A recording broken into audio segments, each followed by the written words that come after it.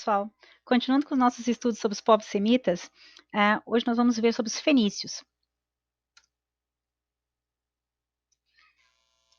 Primeiro de tudo, é bom esclarecer o que quer dizer semita. Eu já comentei na aula sobre povos árabes que eles eram hebreus, aliás, desculpa. Eu comentei na aula sobre os povos hebreus que eles eram semitas.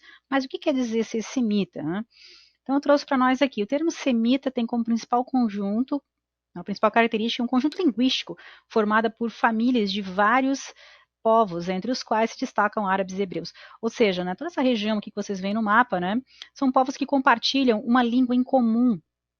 Não quer dizer que eles falem a mesma língua, mas que lá no passado, né, houve uma ramificação linguística da qual surgiram as outras.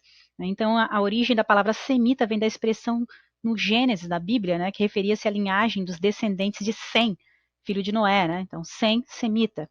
Eles acreditavam que os semitas vieram aí, eram descendentes desse filho de Noé, de Sem, né? Mas o fato é que a gente chama de semita todos os povos que surgiram nessa região, que compartilham, ou seja, né, essa língua em comum, essa origem linguística comum. Né? Característica, nós vamos ver aqui um mapinha, né? Esse aqui é o Mar Mediterrâneo, o famoso Mar Mediterrâneo, onde acontecia aí, era praticamente todas as cidades do mundo antigo importantes, elas ficavam aqui ao redor do Mar Mediterrâneo. Né? Temos aqui a Grécia, né? A Anatólia, a Ibéria, que hoje em dia é a Espanha, né? A Córcega, que fica hoje em dia próximo da França, temos aqui a Itália. Então, entre os povos fenícios, a Fenícia realmente, gente, é essa parte aqui, ó. Cidade de Biblos, Sidom e Tiro. Essa região aqui de montanhas, de um lado era montanhas, do outro era um mar, né, ela forma aí território fenício. Essas outras partes que vocês veem aqui, Chipre, Sardenha, Sicília, né, Sabrata, Cartago, Gades, Tinges, são colônias dos povos fenícios também, pertenciam aos fenícios, mas não era a região fenícia original, né? Então vocês percebem que é um povo que do lado eles tinham montanha e do outro mar. Se eles tinham de um lado de montanha e do outro mar, então o que sobrou para eles fazer da vida? Navegar. E foi isso que eles foram fazer. Então, localização é a atual montanhas do Líbano. Era uma sociedade marítima mercantil, ou seja, eram mercadores dos mares. Né? Por isso, eles formaram uma talassocracia. O que é uma talassocracia? Talasso vem de mar e cracia de poder, ou seja, uma talassocracia é uma civilização que domina os mares. E todo o seu sustento vem dali, né? Então, quanto à sociedade, como é que se formava? Já que eles eram uma talassocracia, que era algo diferente, que não tínhamos visto ainda, né? Lá em cima nós temos não o rei, mas a aristocracia, né?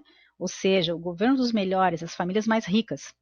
Aqui abaixo nós temos os comerciantes, como eles são comerciantes marítimos, os comerciantes tinham um grande destaque aí na sociedade fenícia, o que não acontecia nas outras sociedades. Logo abaixo nós vamos ter os camponeses, né? Cultivar o campo não era muito uma especialidade fenícia, até porque eles viviam nas montanhas e eles tinham pouco espaço para isso. Mas é claro, precisavam plantar para comer, né? E lá embaixo nós vamos ter os escravos, que existiam em praticamente todas as sociedades, todas as civilizações antigas. Né? Lembrando que escravo na antiguidade, já comentamos, né? Escravo na antiguidade era aquele cara que ou perdia a guerra e se tornava escravo, ou era escravo por dívidas, né? Devia um dinheiro para alguém e acabava vendendo alguns anos de sua vida como escravo para pagar aquela dívida, né? Então, os fenícios se organizavam em cidades e estado, ou seja, cidades que tinham um governo próprio independente das demais. Ou seja, é como se cada cidade fosse um reino. Então, cada cidade tinha o seu próprio rei. Né? Elas formavam uma civilização porque eles compartilhavam a mesma língua, a mesma cultura, a mesma religião, né? Como se fossem irmãos. Porém, cada cidade vai ter seu próprio governo. Então, elas eram cidades auto-independentes, elas não precisavam uma das outras para sobreviverem. Cada uma delas tinha sua própria organização política. Né? Não existia um rei que mandava em todos. Cada rei mandava dentro de sua própria cidade. Então, geralmente eram comandadas por um rei. Havia disputa entre elas, então elas brigavam entre elas. É muito parecido com a organização política da Grécia Antiga. Né? Então, eles disputavam entre si, guerreavam entre si, mas nenhuma delas se tornou tão poderosa a ponto de dominar as outras. Né? Por isso que continuaram como cidades-estado. Então, as principais cidades eram Biblo, Tiro, Sidom e Ugarit. Biblo, Tiro e Sidom é aquelas que nós vimos no mapa anterior. Né? A partir de 784 a.C., eles passaram pelo domínio de vários povos. Então, como eles eram divididos, geralmente não se uniam apenas em batalhas, então mais tarde eles se tornaram aí províncias da Babilônia, né? Os neobabilônios invadiram e tomaram aquela região. Mais tarde os persas fizeram a mesma coisa, depois os assírios e os macedônios. Então depois de tantas invasões aí, o povo fenício foi aí desmantelado, né?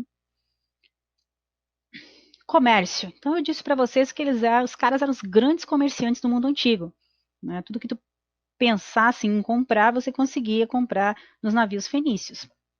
Então aqui nós temos as principais cidades fenícias e essas setas vermelhas são as rotas marítimas dos fenícios. Então vocês podem perceber que eles dominavam todo o mar Mediterrâneo, que banhava todo o mundo antigo. Todas as grandes civilizações estavam aqui. Egito, né, Mesopotâmia, nós temos aqui os países itálicos aqui, né? Então nós temos toda essa região banhada pelo mar, tudo que estava dentro do mar é dominado pelos fenícios. Então nós temos aqui em azul as colônias fenícias, temos algumas aqui, né? E nesse tom aqui de amarelo esverdeado, aqui aliás, a Fenícia em azul e as colônias fenícias em amarelo.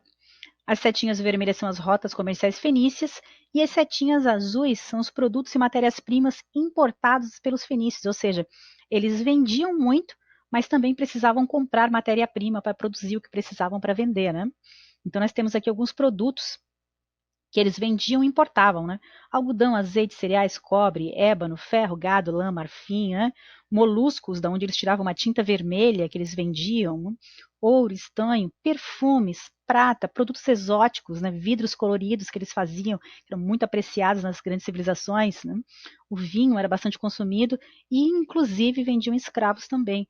Então, tudo que uma nação precisasse, os fenícios tinham a ofertar. Então, eles eram os caras que faziam o comércio girar naquela região, naquele período. Também eram grandes navegadores. Então, eles eram, pelo fato deles dominarem o mar Mediterrâneo, eles eram os caras, eles eram os navegadores do mundo antigo, né? Então, os barcos fenícios eram os melhores da época. Aqui nós temos um exemplo de barco fenício. Tem uma vela aqui, mas ela não era suficiente para atravessar o mar Mediterrâneo. Então, para agilizar as viagens, eles colocavam esses remos e tinha escravos aqui embaixo, né? Nas galés que a gente chama, né? Escravos das galés. Os escravos ficavam nas galés aqui embaixo, acorrentados e puxando esses remos aí o dia inteiro, né? Então os caras ficavam ali, geralmente um escravo das galés não durava, aí sua vida durava aí, no máximo 3, 4 anos e os caras morriam de exaustão, né? E eles tocavam esses remos para agilizar as viagens fenícias aí. Então os caras que se tornavam escravos e caíam aí por uma desgraça como remadores das galés, não duravam muito, né? Mas a engenharia fenícia era muito boa, né? Eles eram, além de eles serem grandes navegadores, eles construíam os barcos com os cedros que eles tiravam aí das montanhas do atual Líbano, né?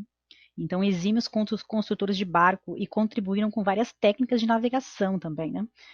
Há histórias de que talvez os fenícios tenham descoberto muitas das regiões que nós conhecemos hoje através dos mares.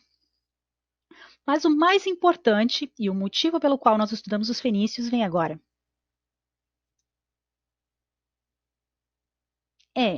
Essa escrita, se vocês perceberem, ela não é cuneiforme como a dos mesopotâmicos, não é? Ela tem símbolos mais precisos. Isso aqui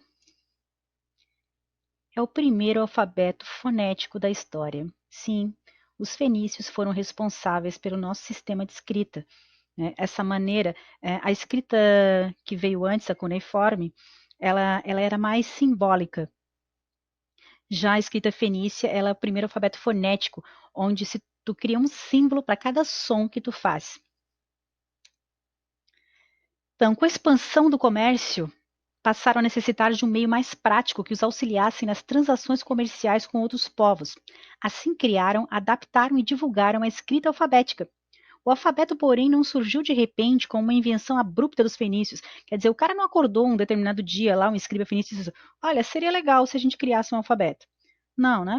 Então, desde o segundo milênio antes de Cristo, houve na região uma tentativa de desenvolver uns sistemas alfabéticos. Então, já tinha se criado outros códigos antes, mas nenhum deles se tornou funcional, né? Até que os fenícios conseguiram aperfeiçoar isso aí e fecharam ali e disseram: olha, esse aqui ficou legal. O alfabeto fenício permitiu que a escrita se tornasse aos poucos um meio de comunicação acessível a um grupo cada vez maior de pessoas. Eram símbolos simples, né? E como ele representava os sons, ficava muito mais fácil. Então, estudiosos, funcionários, muitas pessoas passaram a aprender a escrever.